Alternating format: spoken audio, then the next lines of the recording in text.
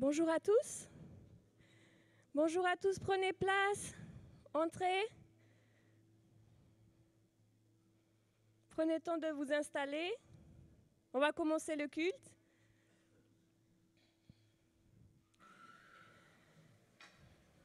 Alors, comment s'est passée votre semaine? Waouh! Comment ça s'est passé votre semaine à la louange? Ah, fatigué, oh là là. J'espère quand même que vous avez l'énergie là pour ce matin, hein? Ok. Comment ça s'est passé la semaine de ce côté? Amen, ok. Après, vous avez le droit aussi de me dire que c'était pas une bonne semaine, c'est possible aussi. Ce que je vous propose, c'est on va commencer notre culte ce matin. Et j'aimerais que peu importe quelle ait été notre semaine, peut-être vous avez eu une semaine waouh, au-dessus des étoiles là.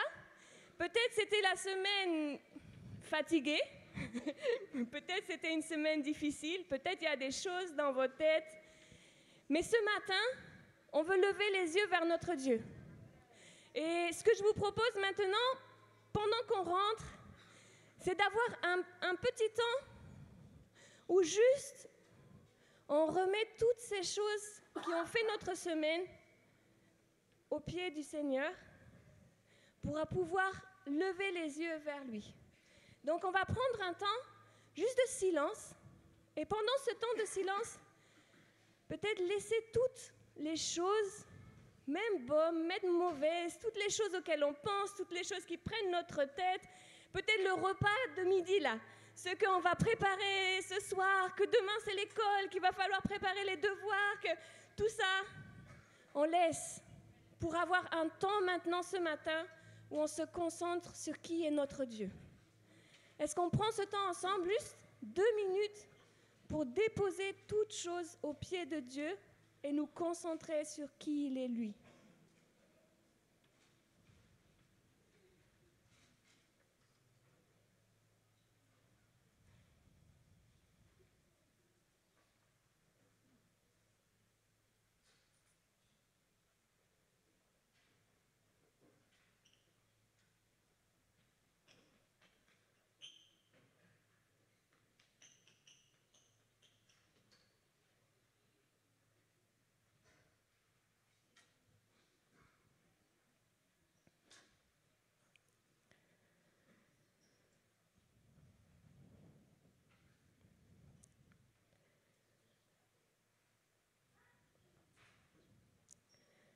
Seigneur Père éternel, on est dans la joie d'être avec toi ce matin.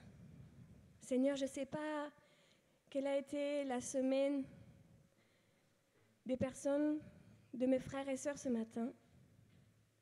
Je ne sais pas ce qui est venu dans leur vie comme joie, comme tristesse, comme épreuve. Mais Seigneur mon Dieu, ce matin, en tant qu'Église, en tant que ton peuple, on veut vraiment lever les yeux vers toi. On veut, pendant ce temps où on est là, dans ce lieu pour t'adorer, on veut que ce soit un temps où on ne pense qu'à toi, où on oublie les choses qui sont de notre quotidien, les choses qui nous empêchent peut-être d'être vraiment dans ta présence, et qu'on puisse vraiment te rendre un culte ensemble, Seigneur. Se concentrer sur qui tu es. C'est ma prière pour ce temps de culte. Dans le nom de Jésus. Amen. Amen. Alors, bienvenue à ceux qui nous rejoignent encore. Et est-ce que vous savez pourquoi aujourd'hui, c'est un jour un peu historique pour notre Église? Est-ce que certains, vous avez une idée? Aujourd'hui, c'est un jour important pour nous, un jour de joie. Est-ce que vous savez pourquoi? Ah, Evis, tu sais pourquoi. Alors pourquoi, Evis, pourquoi? Dans les 3 sites. Amen, amen. On fait les cultes dans les 3 sites. On est en train de faire un culte à Ponto. Ah, tu lèves le doigt. Tu veux me dire quelque chose? Qu'est-ce qu'il a dit? On va louer Jésus. Et ça, c'est merveilleux, c'est vrai. C'est vrai, ma chérie.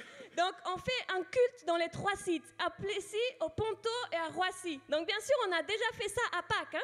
Mais là, c'est la première fois qu'on le fait en dehors de Pâques. Et on va avoir ce culte-là maintenant au mois d'avril. On va en avoir un en mai, on va en avoir un en juin. Et on espère, Dieu voulant, qu'après, on puisse faire ça, avoir un lieu de culte, continuer les cultes, que la lumière de Christ puisse briller aussi dans la ville du Plessis-Trévise. Amen? Amen. Et c'est pourquoi c'est vraiment un jour historique pour nous, un jour de joie. Et il y a quelque chose à laquelle j'ai pensé quand j'ai préparé ce temps pour ce culte-là. Si vous arrivez à l'entrée dans l'église, vous pouvez voir une plaque. Vous pouvez voir une plaque qu'on a mise dans cette église en 2014, quand le bâtiment ici a été construit. Et une plaque qui dit que nous, personnes de cette église, on a vu la transformation de ce bâtiment en un lieu de vie pour Dieu. Et qu'on veut rendre toute la gloire à Dieu pour ça. Donc on a vu notre Dieu agir avec puissance quand on est rentré dans ce bâtiment qui ne ressemblait pas du tout à ça. Et qu'on a vu que par la grâce de Dieu, avec le soutien aussi de tous les frères et sœurs, on a pu aujourd'hui être là et louer le Seigneur ensemble dans ce lieu, et aussi que les enfants sont enseignés, qu'il se passe des événements en semaine. Donc, merci Seigneur. Et quand vous regardez cette plaque, vous allez voir au milieu cette phrase. Ensemble, nous avons fait confiance à notre Dieu et vu sa fidélité à notre égard. Et moi, j'aime beaucoup. Je passe, en fait, quand je rentre dans le bureau, je vois toujours ça. Ensemble, nous avons fait confiance à notre Dieu et vu sa fidélité à notre égard. Et ce matin, pendant ce culte, j'aimerais qu'on réfléchisse, qu'on pense, qu'on médite sur cette question de faire confiance à notre Dieu, sur cette question de la foi. C'est quoi la foi? Et dimanche dernier, Mickey a parlé un peu du passage qui est dans le livre des Hébreux, Hébreux 12. Et il nous a rappelé que dans Hébreux 11, donc dans ce passage de la Bible, il est question de différentes personnes qui ont eu la foi et qui ont fait des choses parce qu'ils avaient eu cette foi. Et il y a aussi dans ce passage une définition de ce que c'est la foi. Et voilà ce qui est écrit. La foi est une façon de posséder ce qu'on espère. C'est un moyen d'être sûr des réalités qu'on ne voit pas.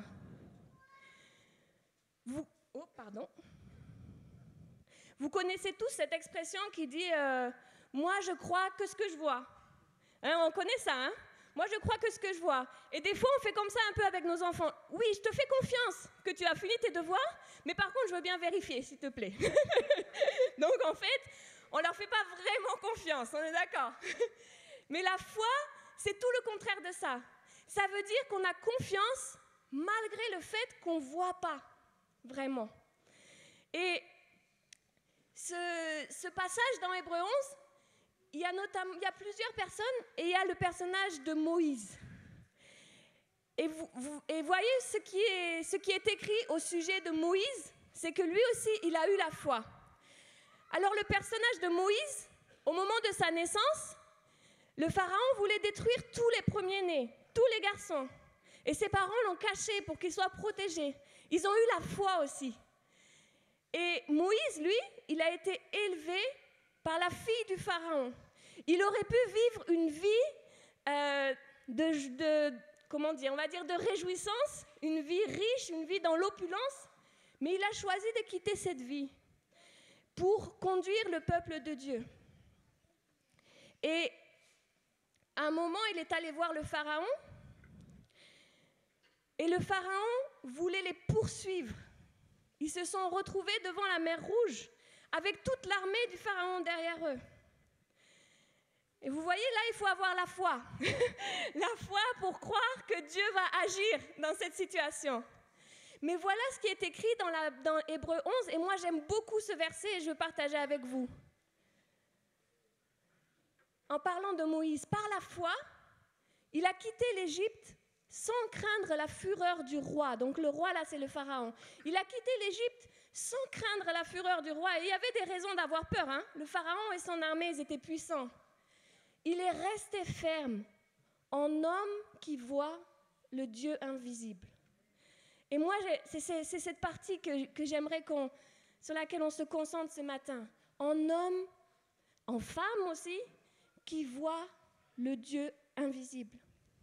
Et ce matin, dans ce culte, j'aimerais qu'on puisse véritablement vivre ça, comme Moïse.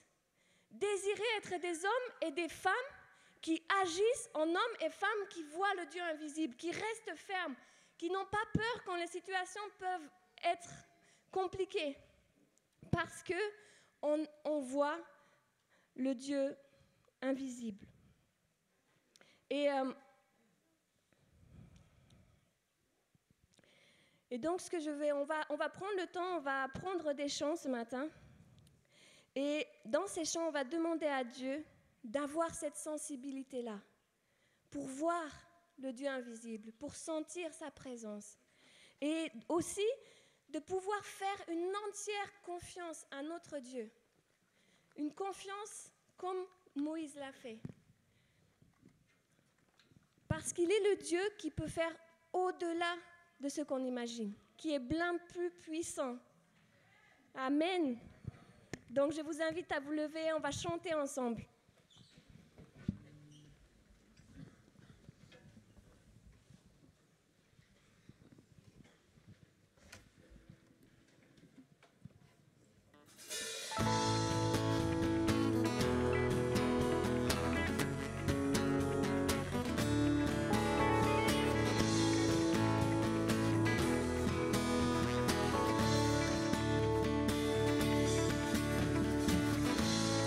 Je viens dans ta maison, je veux te rencontrer, tel que je suis, m'abandonner.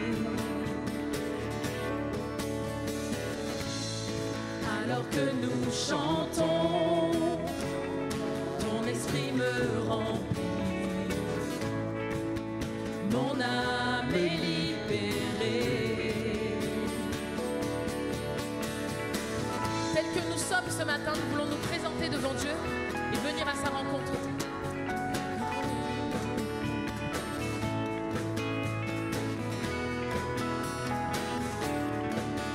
Je viens dans ta maison. Je viens dans ta maison. Je veux te rencontrer. Tel que je suis, m'abandonner.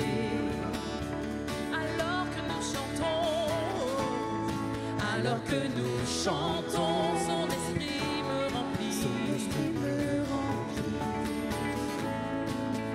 Mon âme est libérée. Chantons, je te vois, je t'entends. Je te vois, je t'entends. Près de moi, tu es là. Viens et souffle sur moi.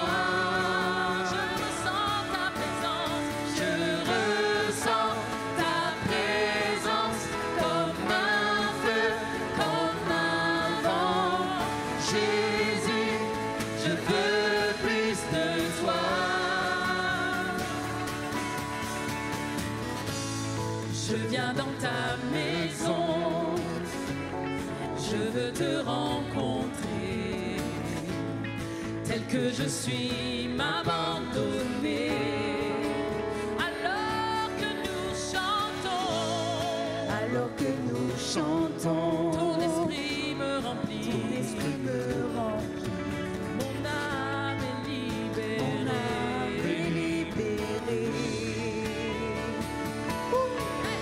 Je te vois, je t'entends, près de moi, tu es là. Viens et souffle sur moi.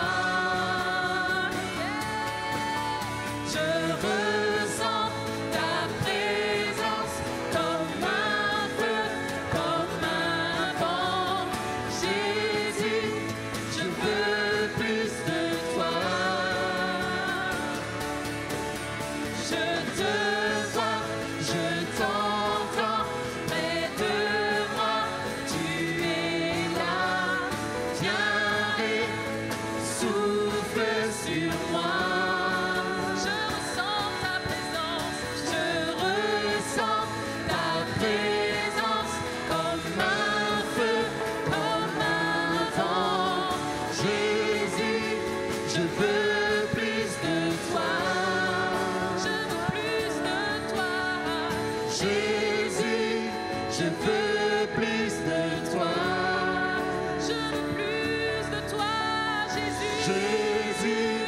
Je veux plus de toi.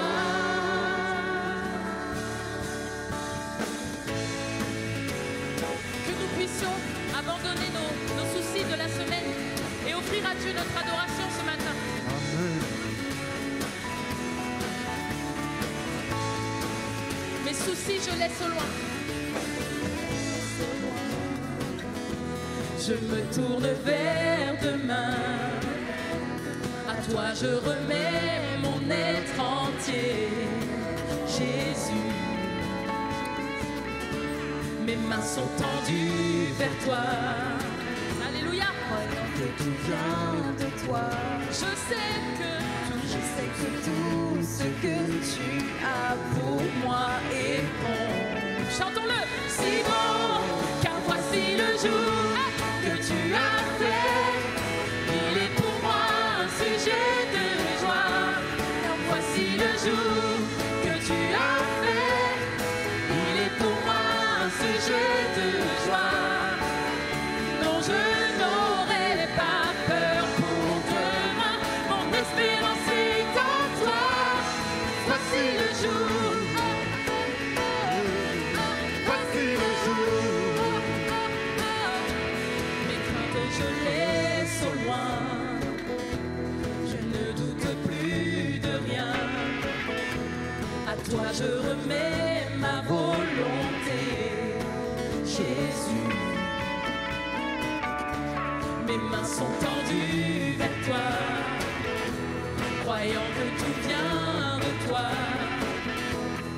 Je sais que tout ce que tu as pour moi est bon, si bon, car voici le jour que tu as fait. Il est pour moi un sujet de joie. Voici le jour Que tu as fait, il est pour moi un sujet de joie. Non, je n'aurai pas peur pour demain. Mon espérance est en toi. Voici le jour. Voici le jour. Chantons. Pour toi, Seigneur, je vivrai. Pour toi, Seigneur, je vivrai.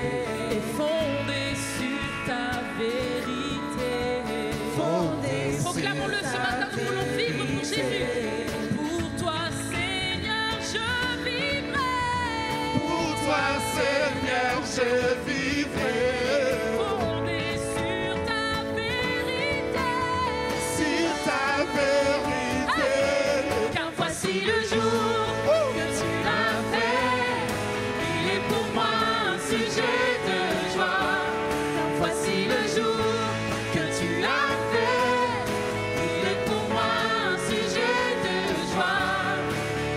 Non, je n'aurai pas peur pour demain. Mes craintes sont entre tes mains. Je te suivrai sur le chemin. Mon espérance est en toi. Voici le jour.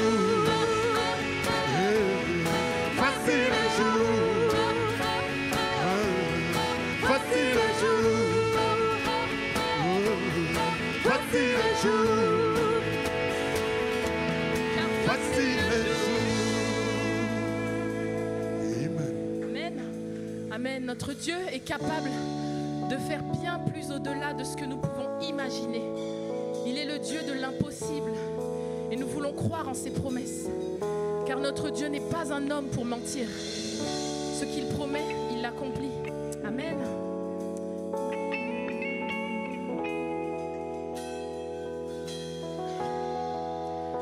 Dieu peut faire infiniment et au-delà, plus que tout ce que nous demandons ou imaginons.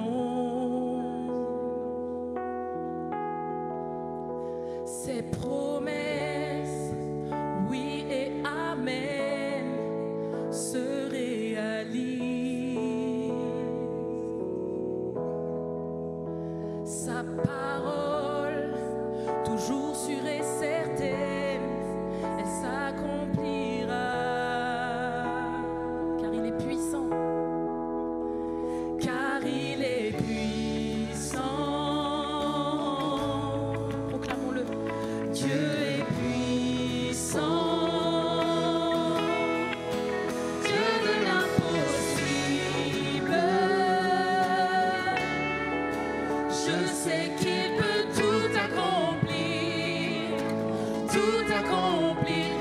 est sans limite.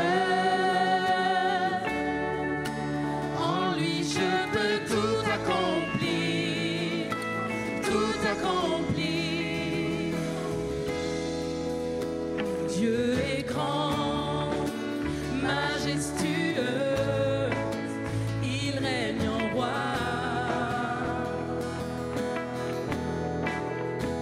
Il ordonne, calme les tempêtes, il a tout pouvoir. Par sa force incomparable, il nous soutient.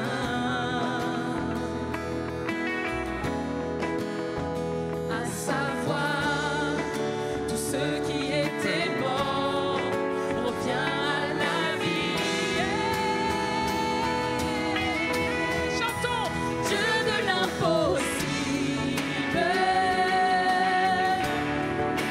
Je sais qu'il peut tout accomplir, tout accomplir. Il est sans limite.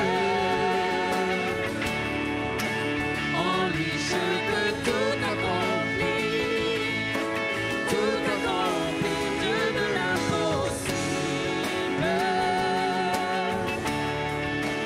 Je sais qu'il peut tout accomplir, il peut tout accomplir. Il est sans limite. En lui je peux tout accomplir, tout accomplir. À lui soit tout l'honneur, puissance et force, louange et gloire à jamais. À lui soit tout l'honneur, puissance et force, louange et gloire à jamais. À lui soit tout l'honneur, la puissance, la force, puissance et force, louange et gloire à jamais. À lui soit tout l'honneur, puissance et force, louange et gloire à jamais. Dieu de l'impossible. Je sais qu'il peut tout accomplir, tout accomplir. Il est sans limite. En lui je veux tout accomplir, tout accomplir. Dieu de l'impossible. Je sais qu'il peut tout accomplir, Tout accompli. il est sans limite. En lui je veux tout accomplir, tout accomplir. Amen, amen. Nous voulons faire monter nos louanges vers le Dieu de gloire. Nous voulons l'adorer ce matin. Et voir le Dieu invisible, le Dieu de l'impossible qui est capable de tout. Là où nous ne voyons pas d'issue, lui la connaît déjà. Amen. Merci Jésus.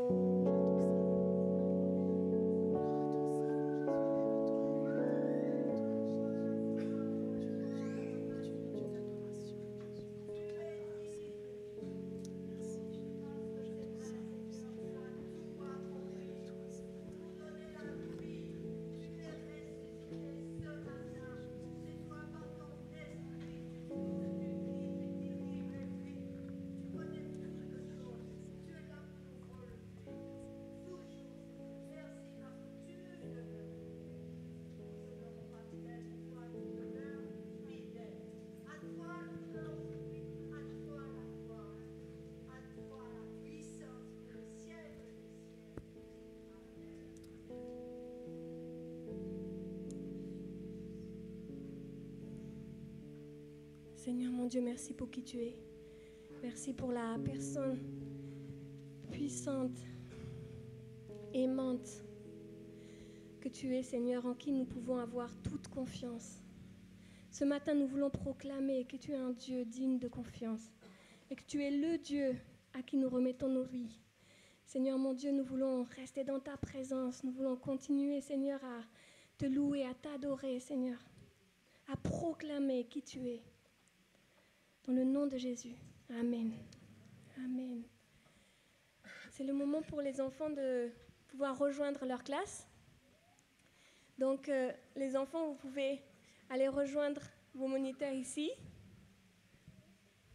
Et moi, je vais prier aussi pour que Dieu intervienne aussi dans la vie de nos enfants, pour qu'ils puissent aussi marcher en homme, en femme qui voit le Dieu invisible, mais dès maintenant, en garçon, en fille, qui voit ce Dieu-là. Seigneur mon Dieu, merci pour chacun des enfants que tu as mis dans notre Église. Seigneur, on te bénit, on est reconnaissant pour eux. Vraiment, Seigneur mon Dieu, on veut te prier pour une œuvre dans leur vie. On veut te prier, Seigneur, pour qu'ils te rencontrent, pour qu'ils te connaissent, pour qu'ils sachent qui tu es, Seigneur. Et que eux, Seigneur, ils puissent te faire confiance. Ils puissent aborder avec confiance les choses de la vie de tous les jours. Quand ils ont une difficulté à l'école, une difficulté relationnelle, quelque chose à la maison, Seigneur, quand ils ont une joie, de venir à toi, Seigneur, et de te faire confiance, de te prier et de voir l'exaucement de leurs prières, Seigneur. On prie pour eux maintenant, Seigneur, pour que toi, tu parles à leur cœur d'enfant et que toi, Seigneur, tu te révèles à eux ce matin. On veut être une église des frères et sœurs qui prions pour les enfants que tu nous as confiés et qui vraiment les encourageons dans la foi.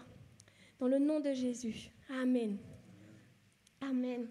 Et alors, maintenant que les enfants aussi vont rejoindre leur classe, on a chanté ensemble ce Dieu en qui nous pouvons avoir confiance.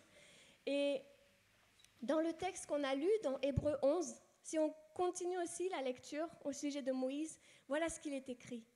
Il est écrit: par la foi, Moïse, devenu adulte, a refusé d'être reconnu comme le fils de la fille du Pharaon. Ce qu'on a dit, donc, c'est elle qui l'a trouvé et qui l'a accueilli, qui l'a éduqué. Il a refusé d'être reconnu comme le fils de la fille du Pharaon. Il a choisi de prendre part aux souffrances du peuple de Dieu plutôt que de jouir momentanément d'une vie dans le péché. Dans certaines traductions, c'est dit plutôt que de désobéir à Dieu. D'accord ? Donc, ce n'est pas l'idée qu'il allait faire n'importe quoi en Égypte, mais c'est plutôt que s'il restait en Égypte, à se la couler douce dans la cour du Pharaon, il n'obéissait pas à Dieu. Mais il a choisi de prendre part aux souffrances du peuple de Dieu. Ça veut dire que des fois, la foi, ça coûte. Ça demande de faire des choses qui sont plus compliquées que si on n'avait pas cette foi. Ça demande de faire des choses qui ne sont pas forcément logiques, dans une logique humaine. D'accord ? Bien sûr que si je vous demande, vous voulez rester dans un palais, ou vous voulez aller avec un peuple qui va vous critiquer, qui va vous insulter, le conduire dans le désert, je ne sais pas ce que vous choisissez, mais c'est sûr qu'à première vue, comme ça, on pourrait choisir de vivre dans un palais. Et ce n'est pas ce qu'il a choisi. Et voilà ce qui est dit, pourquoi ? Car estimait-il subir l'humiliation que Christ devait connaître, constituer une richesse bien supérieure au trésor de l'Égypte. Il estimait que subir l'humiliation que Christ devait connaître constituait une richesse bien supérieure au trésor de l'Égypte. Et bien sûr, donc, il a d'une certaine manière accepté de s'humilier parce que pour lui, c'était le plus beau de tous les trésors, de faire ça pour son peuple, d'agir avec foi, d'obéir à Dieu. Et quand on lit ça, on pense à notre Seigneur Jésus-Christ, n'est-ce pas ? Parce que lui aussi, il a quitté d'une certaine manière une gloire, une joie où il était avec Dieu le Père et il avait tout ce qu'il voulait et il était dans sa gloire. Il a quitté pour venir dans cette terre. Il a quitté pour venir sur cette terre et pour pas vivre quelque chose de délicieux, mais pour mourir pour nous. Et du coup, on va maintenant prendre le repas du Seigneur ensemble. Et avant de prendre ce repas, je voulais juste qu'on se rappelle de ça. Ça veut dire que la foi, ça demande parfois des sacrifices. Ça demande de faire des choses qui ne sont pas faciles. Mais notre Seigneur l'a fait avant nous. Et notre Seigneur, il a fait bien plus que ce qu'il va nous demander de faire. Ça veut dire qu'il est venu et qu'il est mort. Il n'est pas mort pour des amis, il n'est pas mort pour des gens qui étaient faciles, il est mort pour ses ennemis. Et du coup, quand des fois dans nos vies, on a envie des richesses de l'Égypte, quand on a envie de chercher ce qu'on appelle les trésors de l'Égypte, ça pourrait être les choses de ce monde qui paraissent super, au lieu de chercher en priorité notre Dieu, qu'on puisse se rappeler que lui, en tout cas, Jésus-Christ, il a quitté sa gloire pour mourir pour nous. Et on va prendre ensemble un chant, et après, pendant ce chant, on va se diriger vers les tables pour prendre le repas du Seigneur. Et ce repas nous rappelle le sacrifice de Jésus-Christ. Quand on mange ce pain, quand on boit ce vin, on se rappelle que Jésus a donné sa vie pour nous. Et du coup, dans notre Église, on a l'habitude de prendre ce repas quand on s'est engagé publiquement par le baptême. Donc si c'est votre cas, pendant le chant, à votre rythme, pas besoin d'aller tous ensemble, à votre rythme, allez prendre ce pain et ce vin et vous souvenir de ce que Jésus-Christ a fait pour notre vie. Et si ce n'est pas votre cas, que vous n'êtes pas encore baptisé ou que vous ne croyez pas encore, ce n'est pas grave. Ce n'est pas un moment où vous êtes à l'écart. C'est un moment justement où on peut penser au sacrifice de Jésus-Christ pour nous et se demander comment moi je veux me positionner par rapport à ça. Donc, je vous invite maintenant, avec ce chant, à justement préparer ce temps dans notre cœur et à vouloir prendre les éléments et après on prendra le pain et le vin tous ensemble en signe d'unité.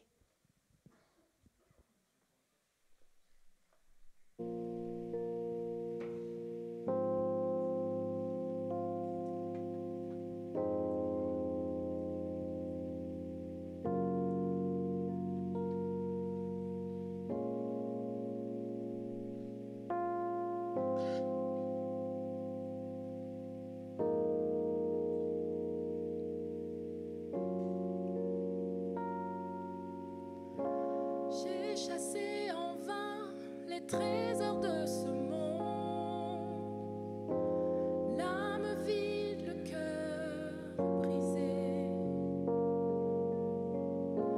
Tu m'as vu errant sur les routes de ma honte, mais tu ne m'as pas laissé tomber.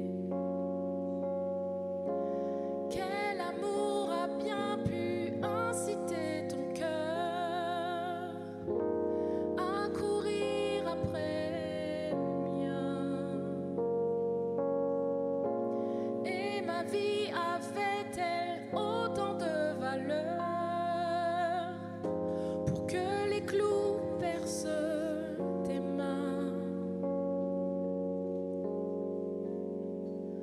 Tu m'aimes malgré mes circonstances et mes offenses, tu m'aimes au prix de ta vie et sans répit, tu m'aimes. Tu t'es offert, bras grands ouverts. Oh mon Dieu, tu m'aimes.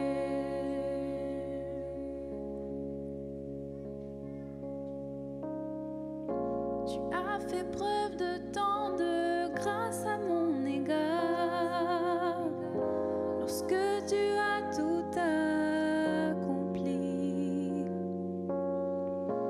Mais ta mort n'était pas la fin de l'histoire. Tu es revenu à la vie et tu me ramènes à la vie, car tu m'aimes malgré mes circonstances et mes offenses, tu m'aimes au prix de ta vie et sans répit, tu m'aimes. Tu t'es offert, bras grands ouverts.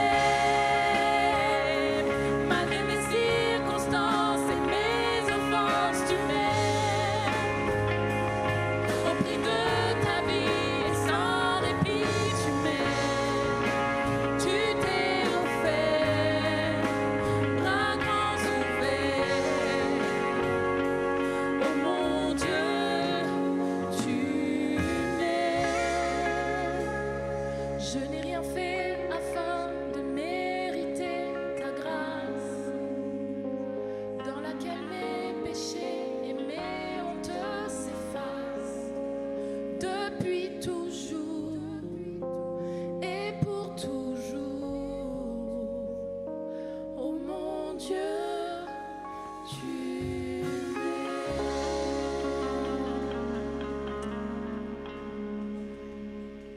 Amen. Amen. Et nous allons prendre ce repas ensemble. Et voici ce que dit la parole de Dieu. Voici ce que dit Paul dans l'Épître aux Corinthiens. Voici la traduction que j'ai reçue du Seigneur et que je vous ai transmise. Le Seigneur Jésus, dans la nuit où il fut livré pour être mis à mort, prit du pain. Et après avoir prononcé la prière de reconnaissance, il le rompit en disant « Ceci est mon corps, il est pour vous. Faites ceci en souvenir de moi. » On puisse prendre le pain ensemble, en souvenir de son corps donné pour nous.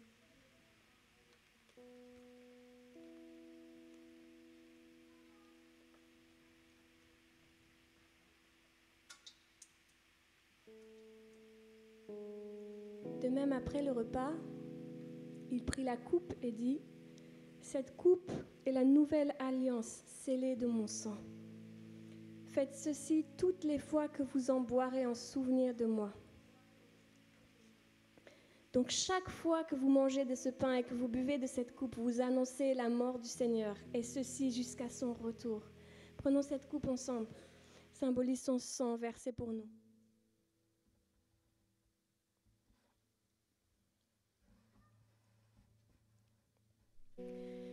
Et on va prendre ensemble un chant et après on aura le message d'Elvis.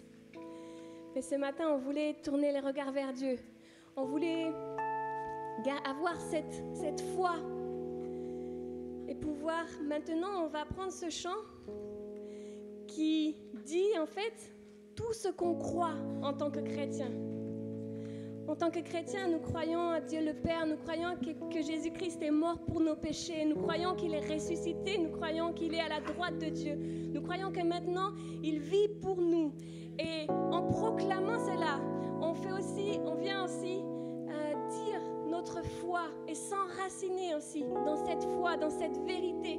Et ce matin, je voulais nous encourager tous à vouloir proclamer tout ce qu'on croit en tant que chrétiens, ce en quoi nous avons la foi.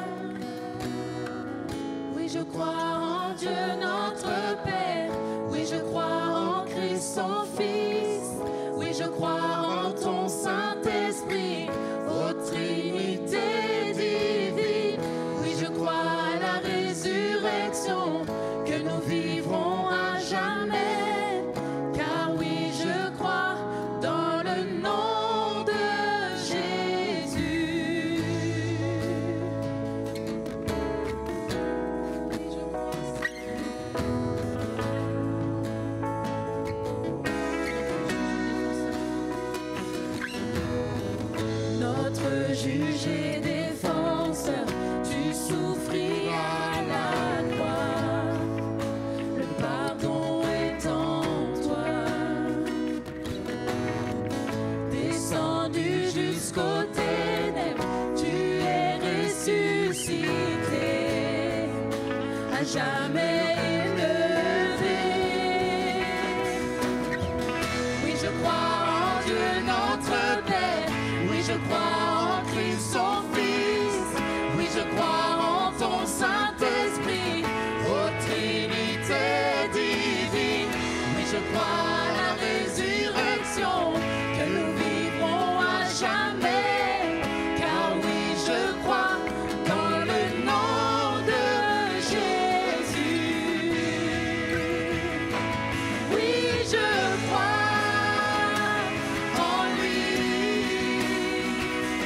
Oui, je crois qu'il est vivant.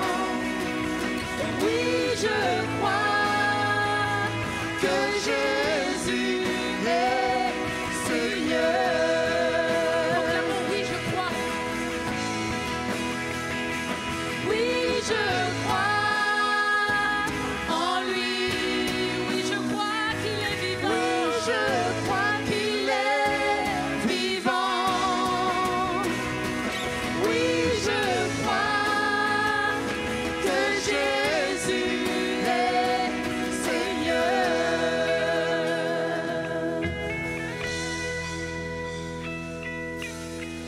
Oui, je crois à la vie éternelle. Je crois que d'une vierge il est né. Je crois à la communion des saints et en ta sainte Église. Oui, je crois à la résurrection quand Jésus reviendra. Car oui, je crois dans le nom de Jésus.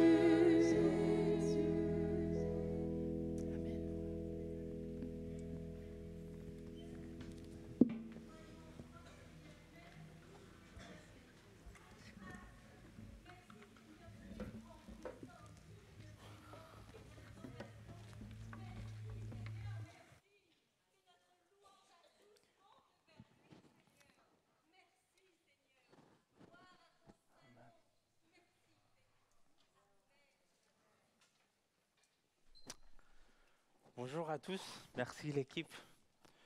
Je vous propose de prier, tout simplement. Éternel, merci de nous avoir accordé la grâce d'être là ce matin pour te louer et t'adorer. Et nous sommes là aussi, Éternel, pour être édifiés par ta parole. Alors, mon Dieu, je te demande de nous parler, de nous encourager, de nous exhorter ce matin par les moyens de ta parole. Et mon Dieu, souviens-toi de qui je suis et à quel point j'ai besoin de toi. Alors, s'il te plaît, prends ma vie et utilise-moi pour la seule et unique gloire de ton nom. Dans ton nom, je te demande de nous remplir de ton Saint-Esprit et de nous édifier ce matin, s'il te plaît. Au nom de Jésus, je prie. Amen. Amen. Ok, on est dans notre série Bien terminer la course. Donc je vous propose maintenant un petit exercice. Vous êtes d'accord? Vous êtes d'accord? On va faire un petit exercice. Qui a vécu déjà dans un stade? Allez, Manu, il n'est pas là maintenant. Dans un stade, oui. Qui a été déjà dans un stade? Ah, il y a pas mal de gens. Donc j'ai besoin de vous. Vous allez m'aider maintenant. Parce que les petits exercices que je vous propose, c'est d'imaginer qu'on est dans un stade. OK? On va essayer. Vous êtes d'accord? On fait l'effort quand même? Oui? On va vraiment essayer de s'imaginer qu'on est dans le stade. Mais attendez. On n'est pas en train de vivre cette expérience dans le stade en tant que spectateur. C'est toi et moi, les personnes qui sont en train de courir, en train de faire la course. OK? Ah, là, vous n'avez pas trop aimé, hein, j'ai l'impression. Ah, mince. Mais on va essayer quand même. OK? On va imaginer. On commence? On imagine? Ouais? On se plonge là-dedans? Allez, on est dans les stades.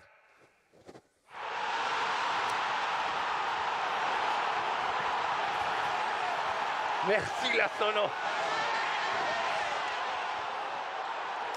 Et là, on est prêt. On est dans différentes étapes parce qu'il s'agit d'une course avec des obstacles. Il y a des obstacles et on doit faire face à ces défis, à cette épreuve. On doit courir, mais il y a des obstacles. Et là, on s'aperçoit qu'il y a un foule de témoins. Il y a des gens qui sont en train de nous voir. en train de nous encourager. Hey, allez Magali, hey, allez Pedro. On entend aussi Jérémie, allez. Steven, allez. On entend. Et là, on est en train de courir. Certains d'entre vous sont déjà plus avancés que d'autres. On est des autres. Il y a aussi qui sont... Je suis fatigué.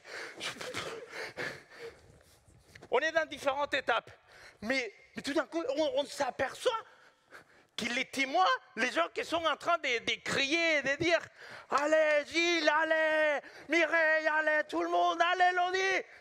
On s'arrête et on commence à voir.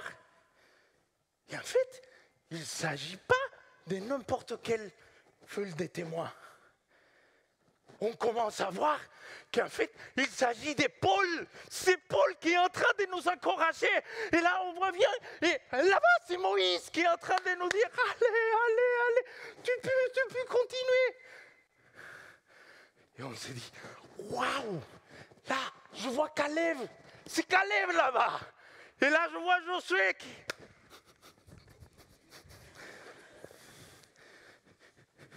Et on s'aperçoit que pour certains d'entre nous, il y a des obstacles qui sont très durs.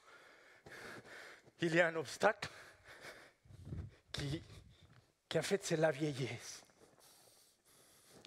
Et certains d'entre nous se disent, je ne peux plus, je suis trop vieux pour continuer, pour avancer. Et là, c'est Moïse qui te dit, allez, j'étais un peu vieux quand Dieu m'a utilisé pour sa gloire. Tu te dis, ah oui, ok, je vais me lever. Et peut-être il y a quelqu'un qui s'est dit, l'obstacle qui est face à moi, justement dans ce moment-là, c'est un problème d'argent. J'aime trop l'argent. Et là, tu vois qu'il y a l'apôtre Matthéo qui te dit, allez, moi aussi, j'avais un petit peu de problème avec ça, mais tu vois où je suis maintenant, Dieu m'a aidé. J'ai fini la course. Je veux t'encourager à toi aussi à continuer. Et là, on voit un autre frère peut-être qui s'est dit, mon obstacle, là, devant moi, c'est les femmes. Et là, un peu avec la honte, tu vois Salomon qui te dit, moi j'avais les mêmes problèmes. Mais il faut que tu continues. Par la grâce de l'Éternel. Et il y a des autres qui peut-être se disent, moi je suis trop jeune. Mais justement là, tu vois les amis de Daniel et Daniel te dire, tu peux le faire parce que Dieu est avec toi. Et il y a des autres comme moi maintenant. C'est exprès. Hein?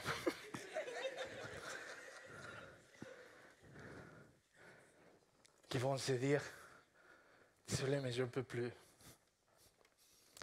C'est trop difficile d'avancer. Et cet obstacle-là, c'est trop pour moi. Et là, tu vois dans la feuille de témoins, il y a Paul qui te dit, oui, c'est vrai, mais tu sais pourquoi ? Parce que tu essaies de compter par tes propres forces, par tes propres moyens. Mais je t'encourage à regarder vers celui qui nous a promis être là et nous aider à continuer. Et par ses forces, par sa grâce, par sa puissance, on arrivera. Mais là, je m'arrête et je vois que dans la première file, entre les témoins qui sont plus proches à moi, il y a un homme qui ça fait plus de temps qu'il a fini la course. Il a marché fidèlement. Et il est en train de faire un geste que la plupart de l'église, qui a beaucoup des années d'être là, vont savoir de qui il s'agit. Il est en train de faire ça.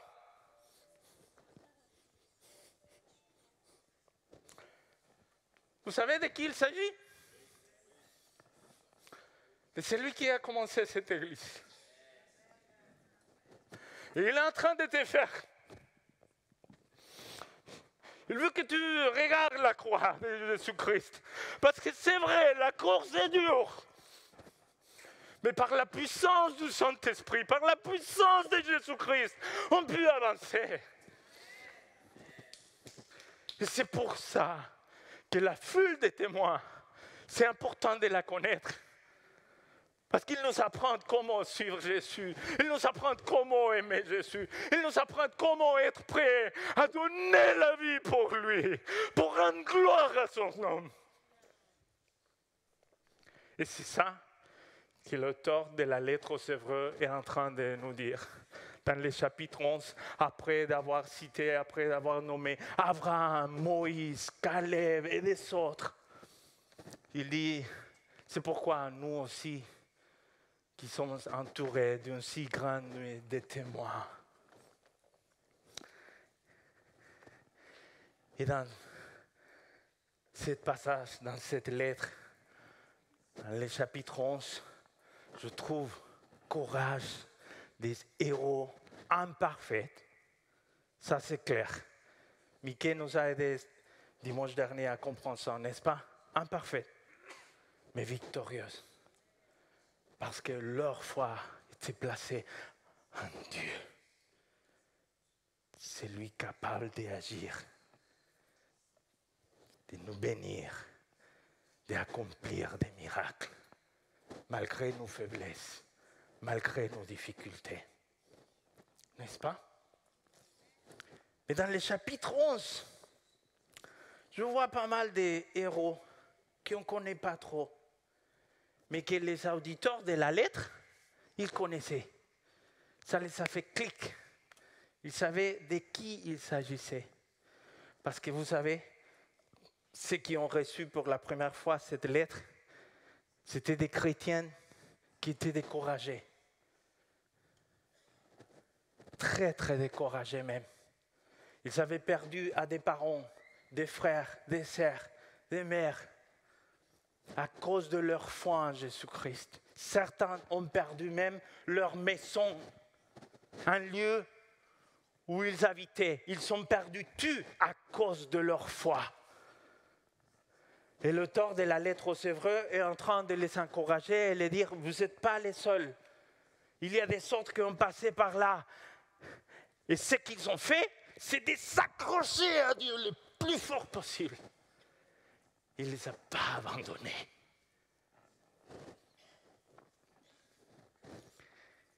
Et j'aime bien considérer leur histoire, parce que ça nous encourage.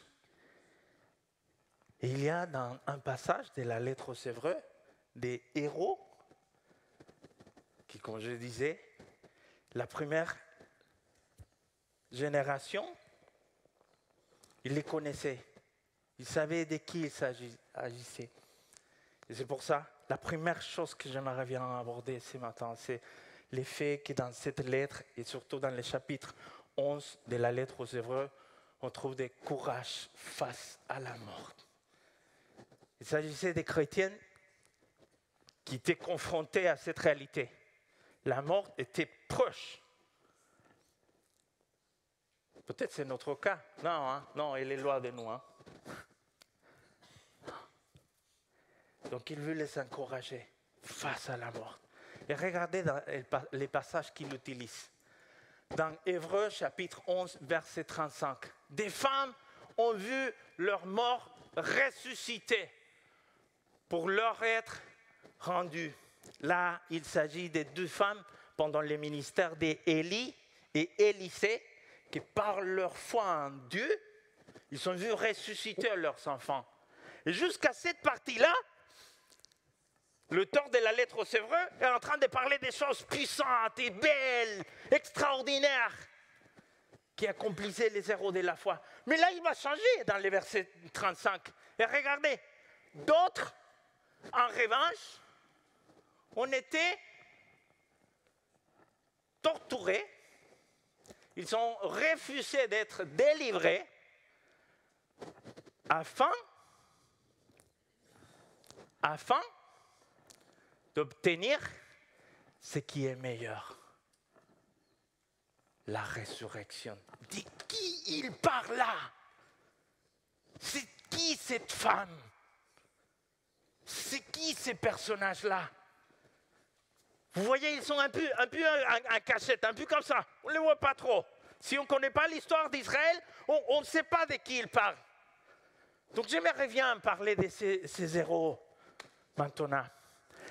La plupart des commentateurs chrétiens sont d'accord que cette femme et ce personnage de qui il parle là, c'est d'une famille. Une femme avec 7 enfants, 7 garçons, 7 hommes, qui dans le 2e siècle, avant Jésus-Christ, ils habitaient la Judée.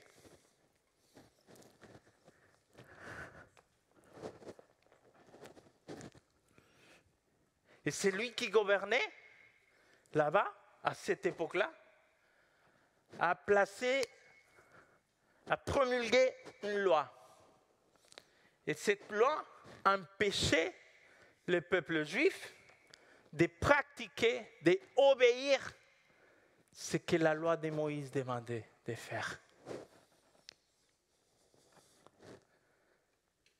Et ils avaient pris la décision de vraiment empêcher les Juifs d'obéir à la parole de Dieu. Et un jour, le gouverneur, avec ses soldats, il se trouve face à une femme et ses 7 enfants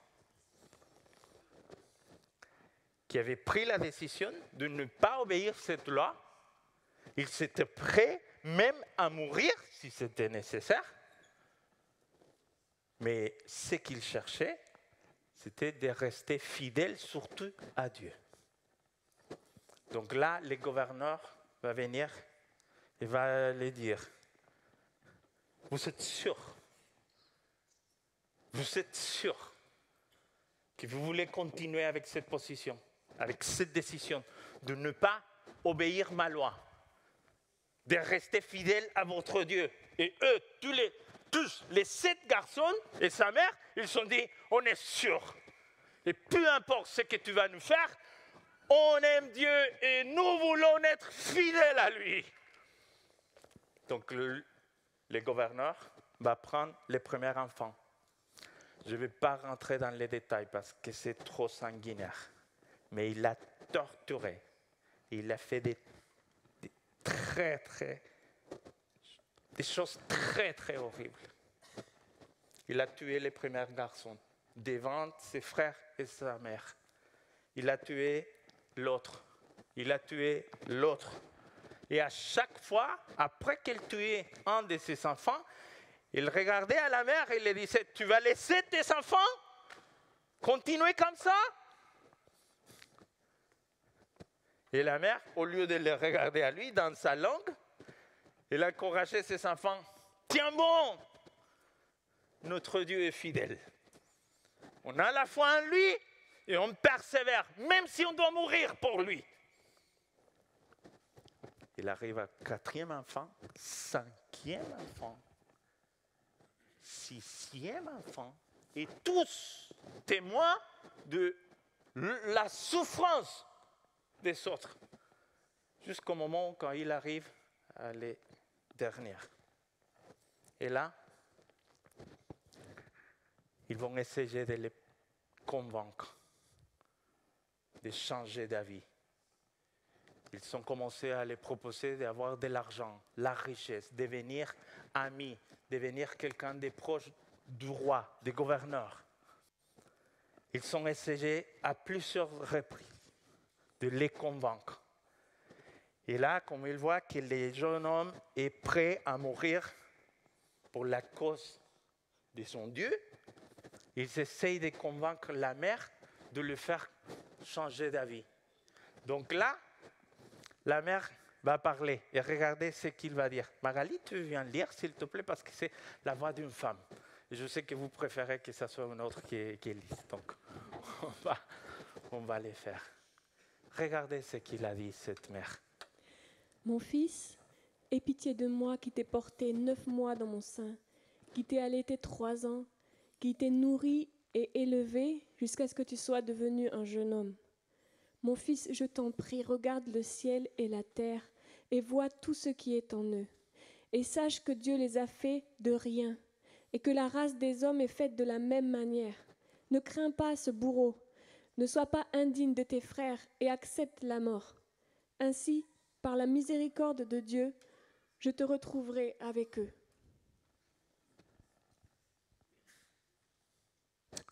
Et ils ont tué l'enfant. Et après, ils ont tué cette femme.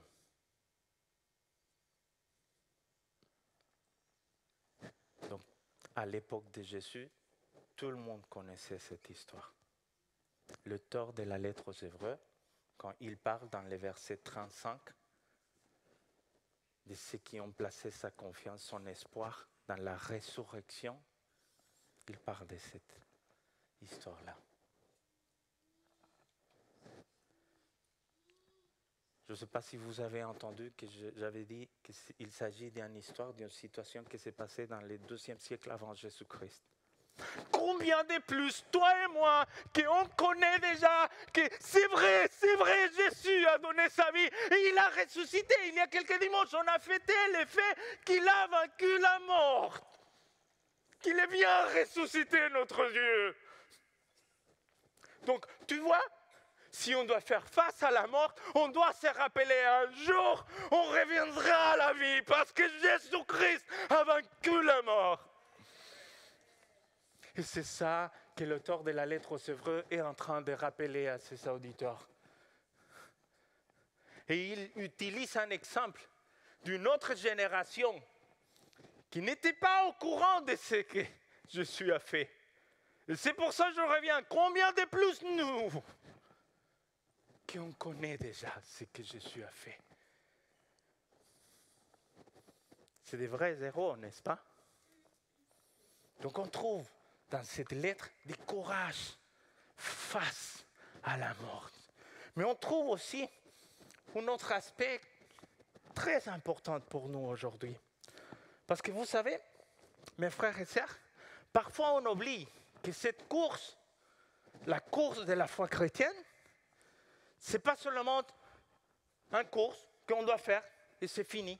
Non, à l'époque de l'Empire romain, de la culture gréco-romaine, à l'époque quand les auteurs bibliques du Nouveau Testament sont en train d'écrire, les courses, les compétitions sportives, ils se faisaient pour honorer une divinité.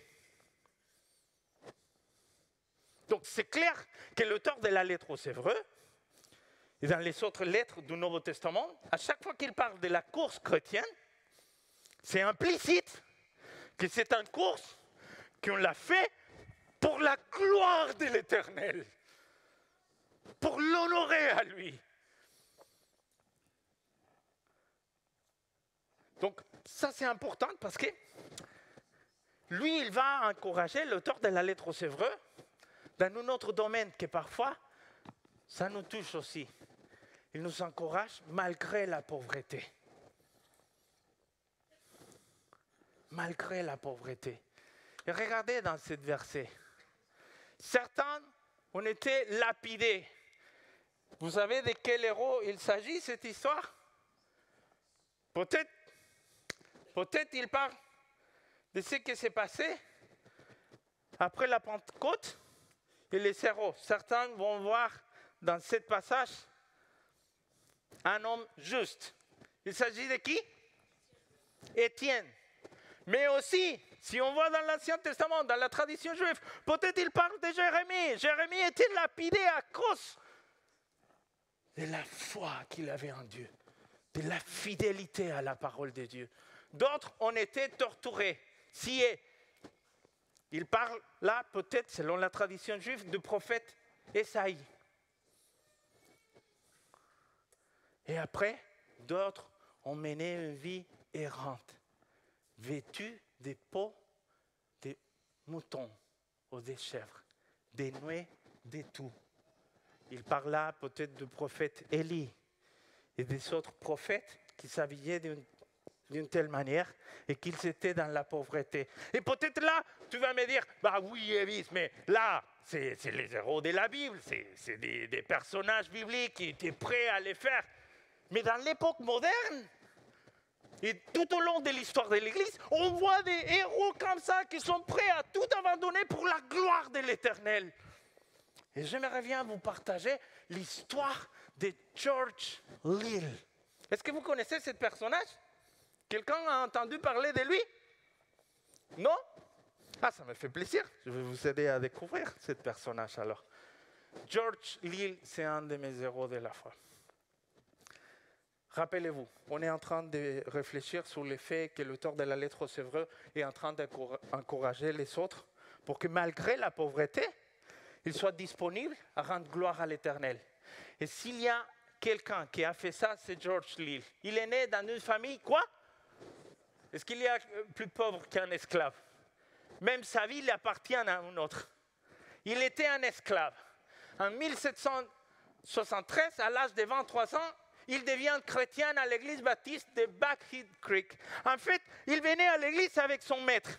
Et il restait d'un côté. Il restait d'un côté. Pas nécessairement avec les autres, mais il entendait les messages. Et un jour, il a entendu que Jésus-Christ l'aimait. Peu importe sa condition sociale, peu importe son ethnie.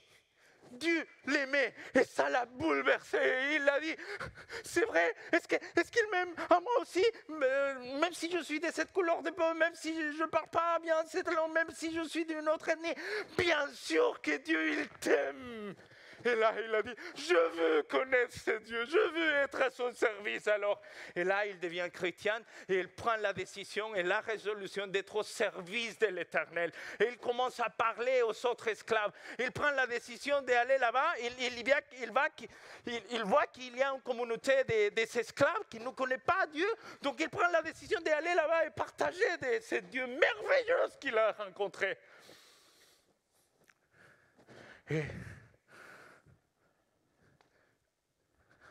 en 1775, il est libéré de l'esclavage. La même année, le 20 mai, il est ordonné pasteur baptiste. Et vous savez,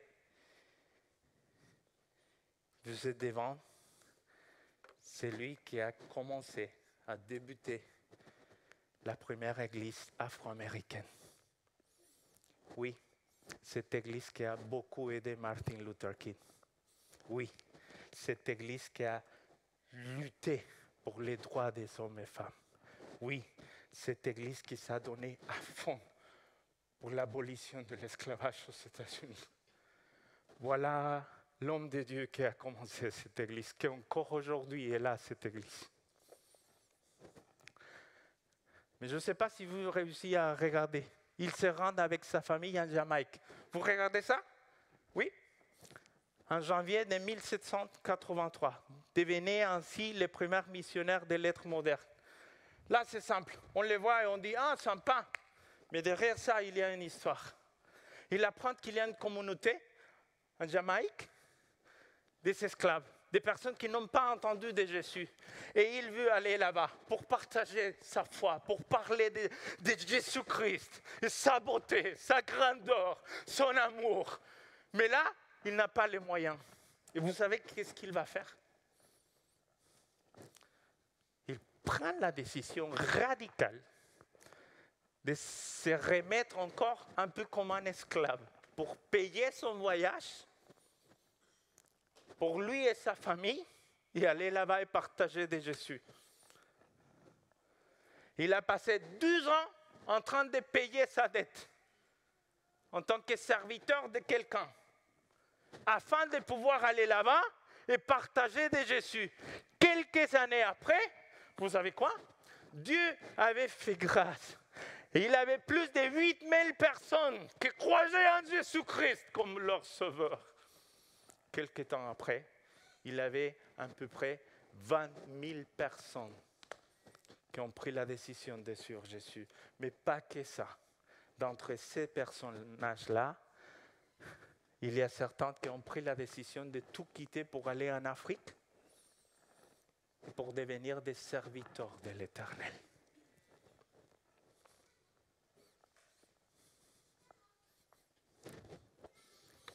Vous pouvez imaginer ce qui pourrait arriver en France si on aurait des hommes et des femmes avec une telle disposition, avec la honte. Je dois vous dire que moi, je n'aime pas mon Dieu d'une telle manière. Mais l'Éternel qui connaît mon cœur, il sait que c'est mon désir de l'aimer d'une telle manière, d'être disponible à me sacrifier pour lui rendre gloire et lui rendre service. Donc, si on considère ça, on se rend compte que la pauvreté n'est pas une excuse. Une excuse pour rendre gloire à l'Éternel, n'est-ce pas? On peut le faire. Il y a une autre chose qu'on trouve dans les passages. Courage, malgré insignifiance. Dans les versets qu'on a lus tout à l'heure, entre les versets 36 jusqu'au 38 de la lettre aux Hébreux, dans le chapitre 11, on voit qu'il s'agit de personnages insignifiants, que même pour la famille, même pour les amis, même pour les proches, peut-être, ils ne savaient pas de la valeur. Ce n'était pas considéré comme des personnes qui pouvaient être utiles entre les mains de l'Éternel.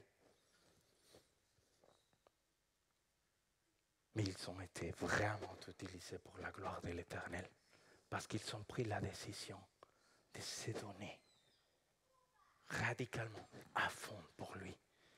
Et encore une fois, peut-être tu vas me dire, oui, mais c'était une autre époque. Il s'agissait des autres personnages.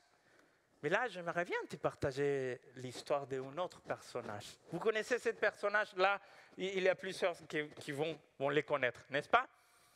Gladys Aylward, née le 24 février 1902 à Londres, Angleterre. Et là, quelque chose qui m'a toujours émerveillé de cette femme, c'était une femme de 1,50 m. Petite. Donc, même pour sa famille, même pour ses proches, elle était nulle. Mais il a donné sa vie à Jésus un jour. Il a cherché à lui faire plaisir. Il a cherché à accomplir sa volonté dans sa vie. Et un jour, il commence à avoir le désir de partir ailleurs, d'aller ailleurs et parler de lui. Donc il s'est dit, peut-être je vais aller en Chine. Je vais aller là-bas et partager de lui. Donc il y a des gens qui vont la voir, ils vont dire, ah, donc on va investir dans cette fille. Et il y a des gens qui ont proposé qu'elle puisse faire des études dans un institut biblique. Et même là, il n'était pas très doué pour les études. Donc là, des personnes ont dit, vous voyez, c'est nul cette fille, il faut arrêter les projets avec elle. Et aucune mission était prête à l'envoyer en tant que missionnaire. Même sa famille ne croyait pas en elle.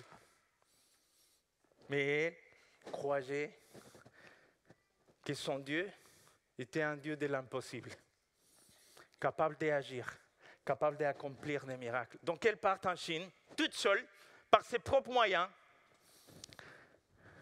Après avoir été blessée pendant la Seconde Guerre mondiale, elle rentre en Angleterre. Et là, on voit cet épisode et on se dit, ah, c'est top. Mais justement, il a rentré en Angleterre parce qu'il avait tellement donné pour la cause de l'Évangile. Pour vous donner une idée, il arrive dans un lieu où il voit que quelqu'un est en train de vendre un bébé, un enfant. Et la personne qui va acheter cet enfant, il veut l'acheter pour profiter de cet enfant et faire le mal. Donc elle vient et elle dit, je veux l'acheter. Il commence à acheter des enfants comme ça, pour les libérer, les aider à grandir, les éduquer et les bénir. Et dans une période courte de sa vie, il se trouve avec plus de 100 enfants. Et à ce moment-là, elle apprend que les Japonais arrivent en Chine, dans cette région, là où il était, pour tuer tout le monde. Donc il est obligé de quitter ce lieu et partir avec tous ses enfants. Des enfants de quelques mois, des enfants d'1 an, des enfants de 5 ans. Et elle était toute seule, la seule adulte à accompagner les 100 enfants. Et ils partent dans la montagne, toute seule. Et pendant des jours et des jours, ils n'ont rien mangé. Qui a des enfants ici? Quand l'enfant il ne mange pas, qu'est-ce qu'ils ont fait? Oui, papa, maman, ils sont gentils. Ils ont fait ça? Non, vous connaissez. Tout le monde se demande comment il a fait cette femme pour garder les 100 enfants. Il arrive dans un lieu où quelqu'un les accueille, va les protéger et va les donner à manger. Et quand il voit que tout le monde est déjà bien accueilli, que tout le monde a mangé et que tout le monde est protégé, là, elle tombe. Il était grave, proche de la mort. Et c'est là quand il a retourné en Angleterre pour parler de la mission en Chine et des besoins qu'il y avait là-bas. En 1553, elle retourne en Chine où elle dirige un orphelinat à Taipei, à Taïwan. Elle est morte en 1970 à Taïwan. Mais regardez ce qu'elle avait dit, Gladys Aylward. Magali, tu viens le lire, s'il te plaît? Mon cœur est rempli de louanges au Seigneur, de réaliser qu'une personne aussi insignifiante, sans éducation et ordinaire à tout point de vue, puisse être utilisée pour sa gloire et pour la bénédiction de son peuple dans la Chine pauvre et persécutée.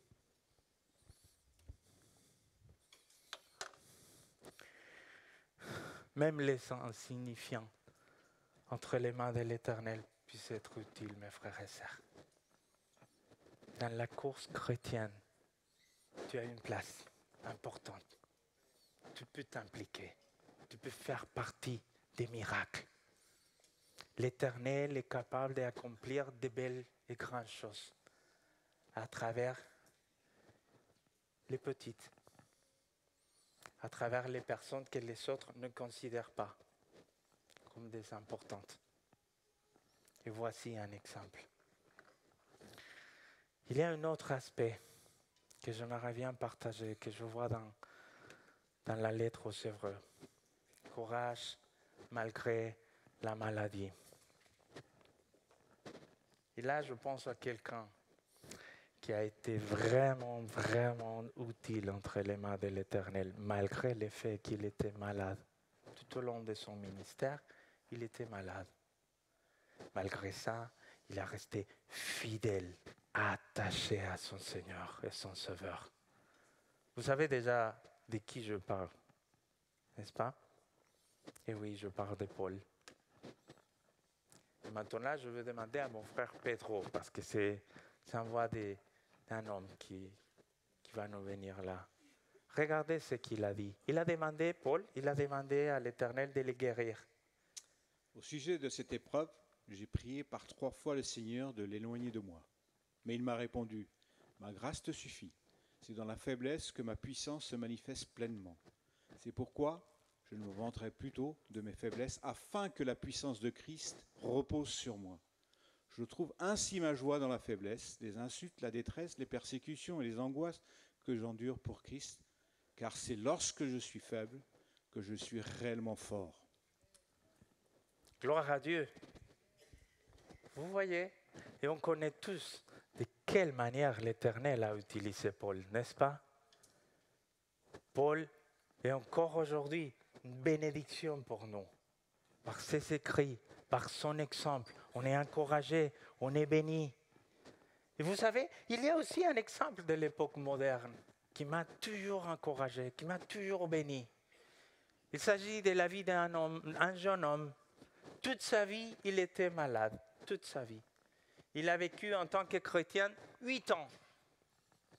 Et en tant que serviteur de l'Éternel, en tant que missionnaire, seulement 4 ans. Mais c'est sa vie qui a inspiré Jim Elliot, John Wesley, Billy Graham, William Carey, Jonathan Edwards et beaucoup des autres. Et je parle des serviteurs de l'Éternel, David Brainerd. Né en 1718 dans la ville de Haddam, Connecticut. Il s'est converti à 21 ans et il n'a été missionnaire que pendant 4 ans seulement. Sa vie a été marquée par la souffrance. À l'âge de 9 ans, son père est décédé. À l'âge de 14 ans, sa mère a décédé. Toute sa vie, il a lutté avec la maladie et la dépression. S'il avait quelque chose qu'il connaissait très bien, c'était la souffrance, la douleur. Mais là, il prend la décision d'aller chez les peaux-rouges, on dit comme ça, les Indiens américains, les peaux-rouges qui n'ont pas entendu de l'évangile à cette époque, et il part pour partager de l'évangile. Il part là-bas pour parler de Jésus-Christ. Malgré sa maladie, malgré sa condition faible, il était quelqu'un de très faible. Très faible. Et à cause de cette décision qu'il a fait d'aller ailleurs et parler de Jésus, parfois, il était dans les schémas, dans son schéma, et on parle de Connecticut, aux États-Unis, très froid à l'époque de l'hiver. Et là, un jour, il est en train de marcher, et il y a la neige qui commence à tomber, il n'y a pas de lieu où il doit trouver un refuge, donc il reste là, et la neige tombe, il s'évanouit. Après quelques temps, il se réveille, il voit qu'il est encore vivant. Merci Seigneur de m'avoir gardé. Il continue son chemin. À l'âge de 29 ans, il est proche à la mort et il comprend qu'il doit quitter ce lieu pour se préparer, pour partir. Donc, c'est Jonathan Edwards, ce grand homme de Dieu, qui l'a accueilli, l'a reçu. Et là, David Brainerd va demander de détruire. Il a dit, s'il vous plaît, détruis après ma mort mon journal et mes papiers. Ne les lisez pas. Mais après sa mort, ils n'ont pas obéi à ce qu'il avait demandé. Il y a Jonathan Edwards qui commence à les lire, son journal. Et c'est ça qui va impacter Jonathan Edwards, qui a impacté Billy Graham, Jim Elliot, William Carey. Parce que les frères et sœurs, un journal, c'est quelque chose pour publier ou c'est privé? On raconte dans les journaux des choses très intimes, n'est-ce pas? Très privées, qu'on ne veut pas que les autres connaissent. Et là, Jonathan Edwards va découvrir un jeune homme qui écrivait « Éternel, je t'aime, je suis prêt à donner tout pour moi, pour toi.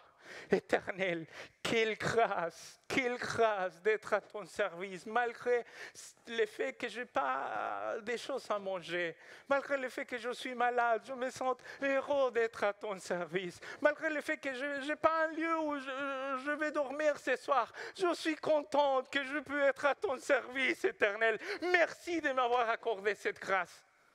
Et là, Jonathan Edwards va dire, cet homme, il était fou.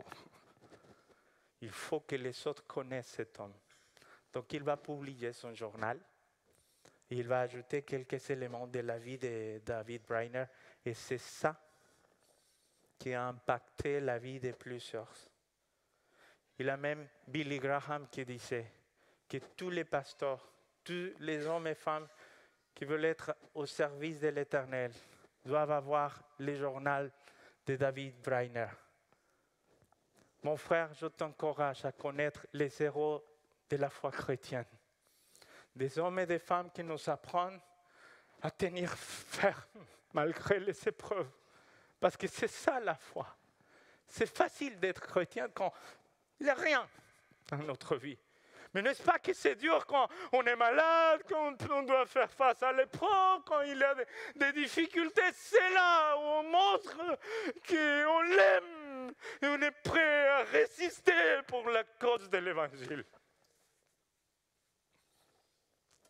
Et c'est ça que David Reiner a fait. Et regardez, pour vous donner envie de lire son journal, voici une phrase qu'il a dit.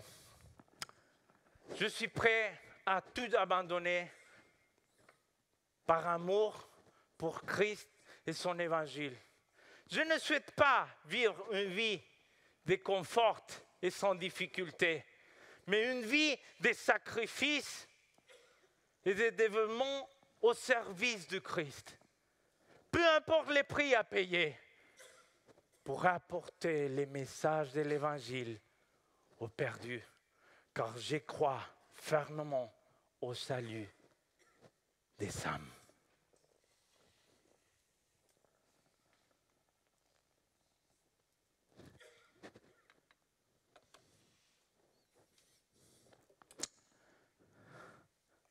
Que l'Éternel nous aide à avoir cet amour pour lui. Que l'Éternel nous aide à avoir cette disposition dans notre cœur.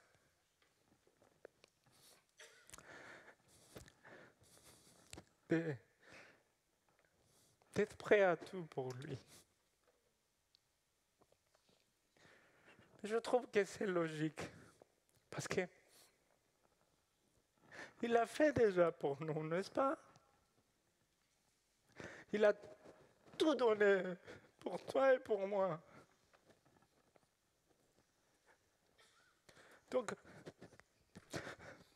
dans le chapitre 11, l'auteur de la lettre des Hébreux est en train de nous montrer qu'il y a des autres qui étaient prêts à tout sacrifier pour la vérité. Les amis, il y a John Wesley qui disait toujours, donnez-moi 100 personnes qui vont être prêts à tout donner pour la cause de Christ, et on va faire bouger l'Angleterre et le monde entier. Vous pouvez imaginer ce qu'on pourrait faire ici en France si des hommes et femmes s'élèvent et prennent la résolution, la décision de lui dire jusqu'aujourd'hui, c'était moi le maître. Jusqu'aujourd'hui, je faisais ce qui me plaisait. Je cherchais à trouver mon confort dans cette vie. Mais à partir de maintenant, je suis prêt à me donner à fond pour ta gloire. Vous pouvez imaginer ce qui pourrait nous arriver ici en France?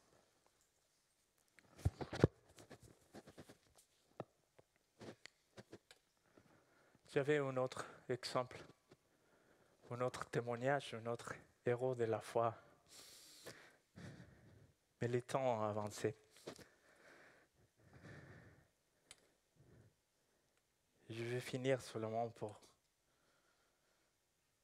vous dire, mes chers frères et sœurs, alors que nous explorons l'histoire vivante de la foi chrétienne, souvenons-nous que nous ne sommes pas seuls dans ce voyage, dans cette course chrétienne.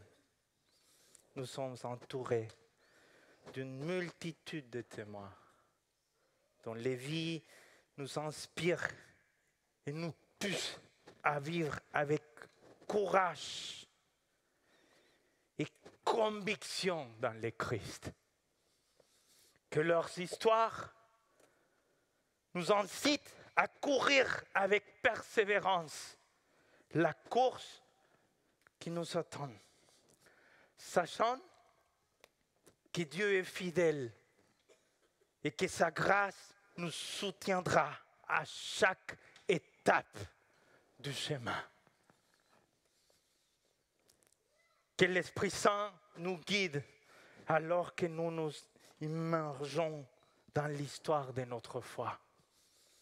Et que nous soyons des témoins vivants de la puissance transformatrice de l'Évangile à notre époque. Parce que vous savez, mes frères et sœurs, si ces hommes et ces femmes, on était prêts à tout donner pour la cause de l'Évangile, pour la cause de Jésus-Christ, c'est parce qu'ils les connaissaient bien. Ils ont compris à quel point il nous a aimés. Et ils ont compris qu'il est digne de l'offrir tout en entier notre vie pour rendre gloire à son nom. Que l'Éternel nous aide à avoir le courage si on doit faire face à la mort, à avoir le courage malgré la pauvreté, à avoir le courage malgré l'insignifiance et à avoir le courage malgré la maladie et qu'on apprenne à vivre que pour sa gloire. On prie. Je vous propose de vous lever. On va prier.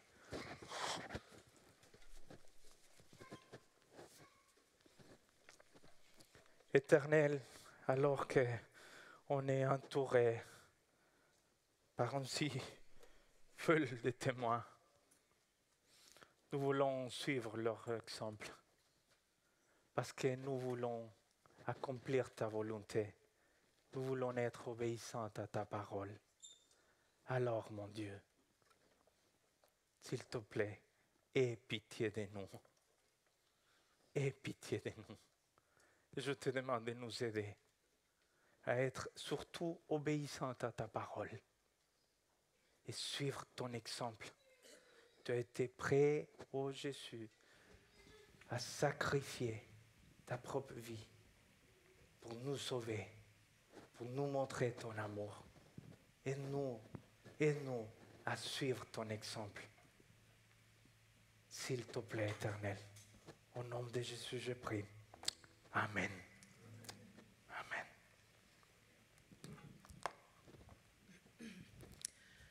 Oui, on va prendre ce chant qui nous encourage, qui nous dit que rien ne doit ébranler notre foi. Toutes les épreuves, nous devons les confier à Dieu et continuer la course comme l'a bien expliqué Evis.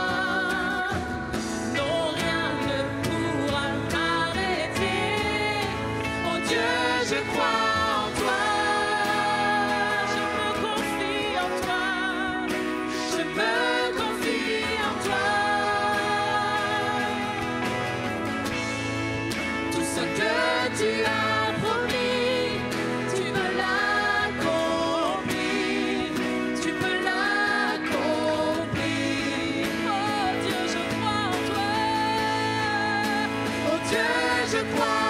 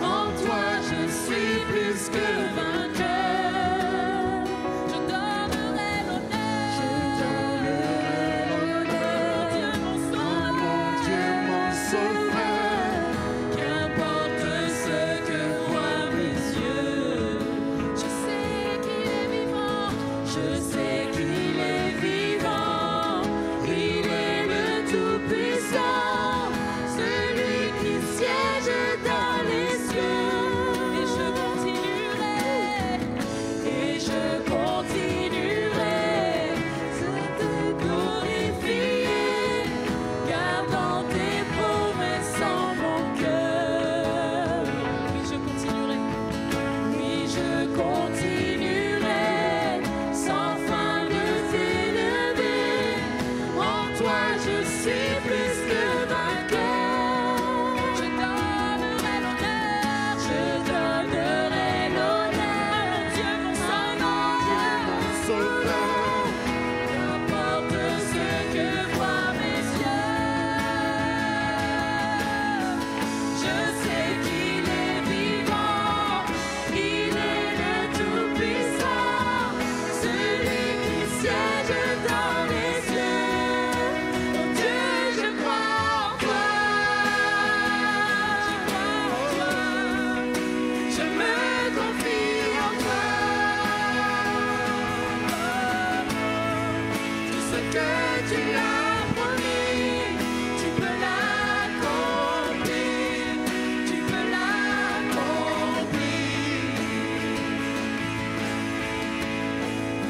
Oh Dieu, je crois en toi.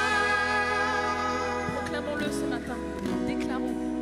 Je me confie en toi. Tout ce que tu as promis, tu peux l'accomplir, tu peux l'accomplir. Amen. Amen. Amen. Merci beaucoup l'équipe de louanges. Donc je reviens. Je reviens pour quelques annonces au sujet de la vie de notre Église.